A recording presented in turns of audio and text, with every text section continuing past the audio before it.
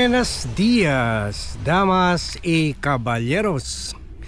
Earlier, we played to you the video of, Pro Sara, congressman from Cagayan de Oro, and my friend and former client, PR client, na si Congressman Rufus Rodriguez. Kahapon, he raised disappointment and even surprise. Nabigla daw siya na ganun ang reply ginawa ng magagaling na 16 lawyers ni Vice President Sara Duterte, na according to Attorney Tomas Falsis ay tumatanggap mga 10 to 20 million a month. Acceptance fee lang ay mga 20 million na. So sabi niya, bakit ganun daw ginawa ng mga lawyer nung nag-submit sila ng reply at cautelam or with caution. Ibig sabihin parang nire-replyan na lang nila for the sake, pero kine-question pa rin nila yung authority ng impeachment proceeding, impeachment hearing, at kine-question pa rin nila yung basis ng mga atake. Sabi ni Rufus, sana sinagot na lang nila point by point yung mga accusation sa kanila under the articles of impeachment. Pero bakit ganun ang sagot nila?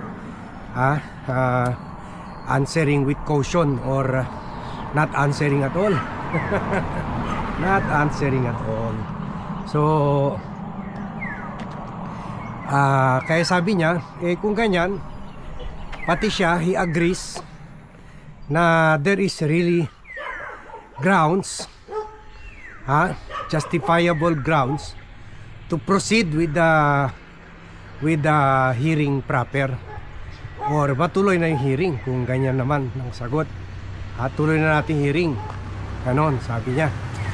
There is sufficient ground to proceed with the hearing. So yan, si Rufus na yan, nakita naman natin gaano naging effective na attack dog yan in defending the position of Sara Duterte. So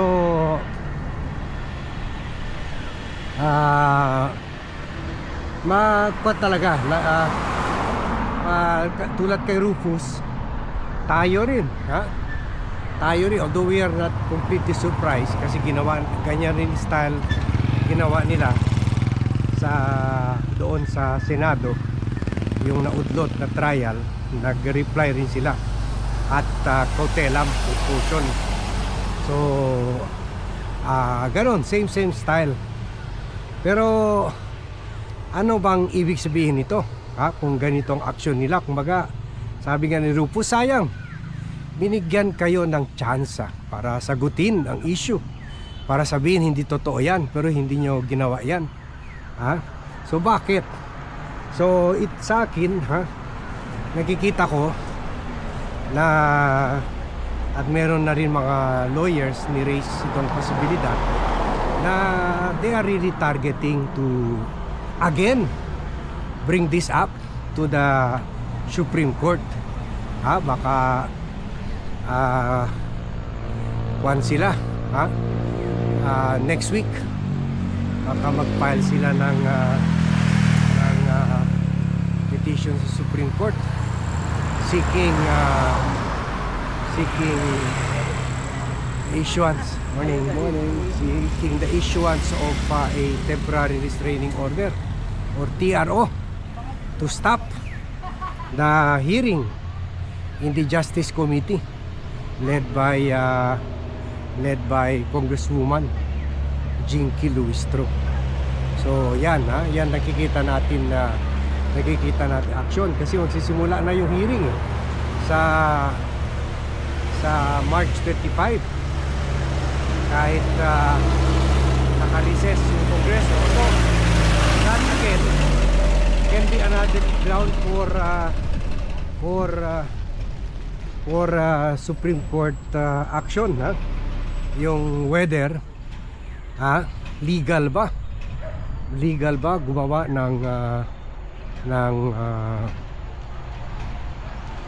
ng hearing on impeachment habang naka-recess ang Kongreso. Pero siyempre they will really question yung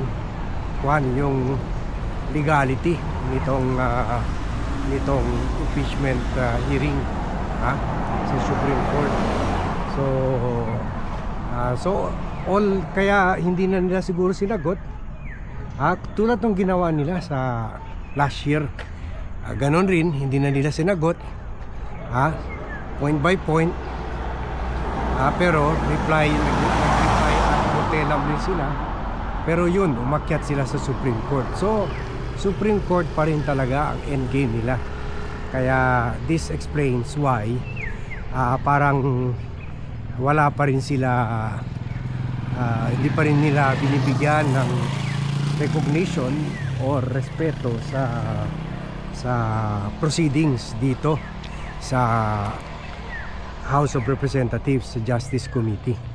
So yun lang, tulad ng diniscuss natin earlier, I don't think the Supreme Court will favor them ngayon, kasi sa totoo lang sampal pa nga ito sa mga justices, itong ginawa ni Sara.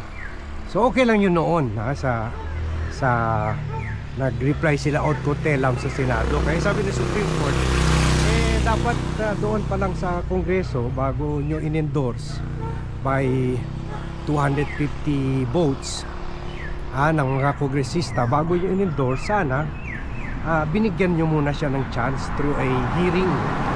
Kaya sila ang nag-set yung hearing.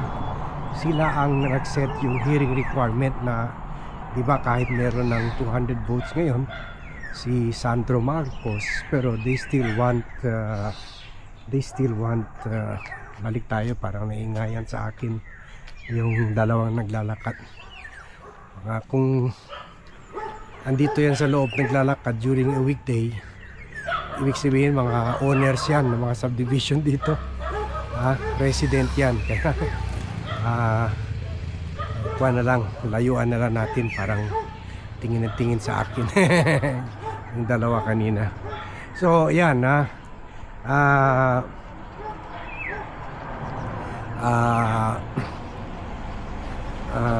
so yun, ganon pa rin ang gagawin nila. Pero I don't think the Supreme Court, kasi yun, kaya ngayon nga precisely ganon nga ang decision ng Supreme Court, na kaya nga sinabi pinatay nila yung impeachment last year para bigyan ng, kung alam naman nila i-refile yung impeachment this year, gusto nila bigyan ng magkakataon si Sara to answer.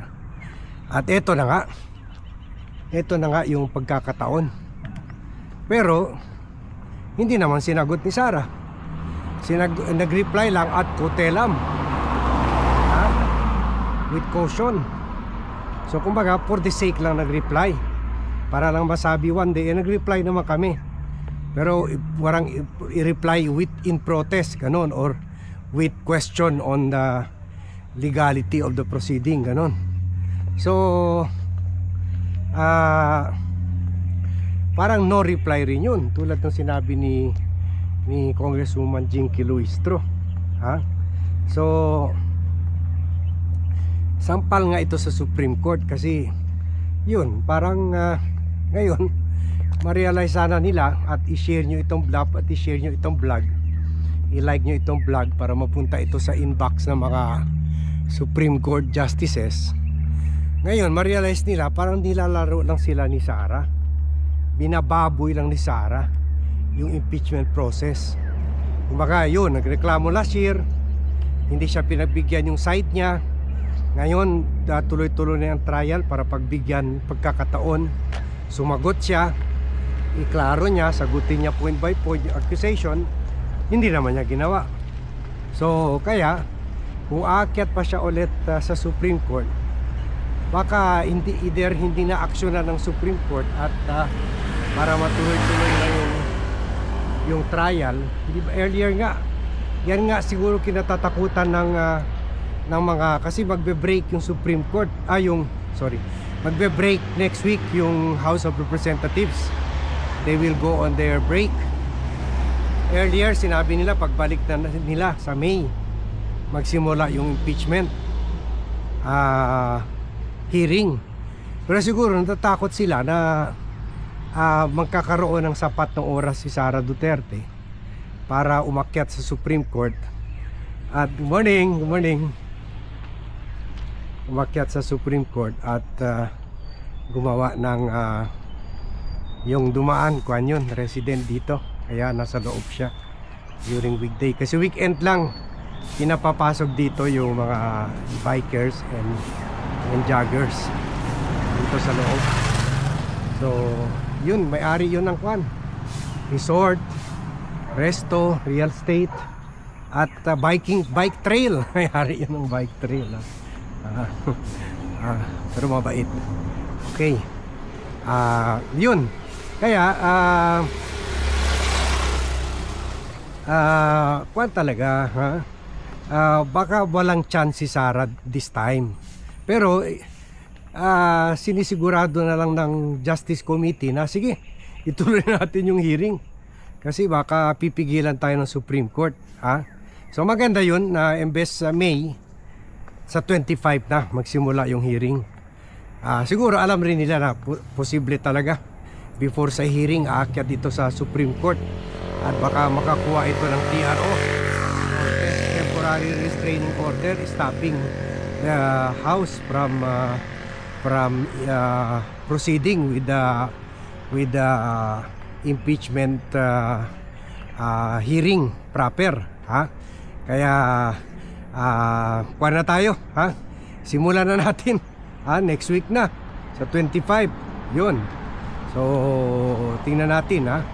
Pero yun nga, tulad ng sinasabi natin, kahit umakyat pa naman siya, I doubt kung pagbigyan pa siya ng Supreme Court. Kaya kasi precisely nga meron hearing dahil yun ang hinihingi niya last year, na hindi daw siya nabigyan ng chance para sagutin yung mga akusasyon sa kanya last year. So yun, kumbaga sa tingin ng mga justices, I hope lang ganyan ang pananaw ng mga justices, na sayang lang yung effort nila, sayang lang yung gumawa pa sila ng guideline. Ngayon sinusunod na ng Congress ang guideline. Si Sara naman ang hindi sumusunod sa guideline by not making a formal reply. Yung reply lang for the sake, without answering the issues, the articles of impeachment. So yan so yan ang nakikita natin. At let's cross our fingers and let's pray na this time hindi na pagbigyan ng Supreme Court si Sara Duterte kung aakyat siya sa Supreme Court. Okay, hanggang dito muna tayo. Thank you very much everyone for watching. Thank you very much for joining me in this vlog, and see you in my next vlog.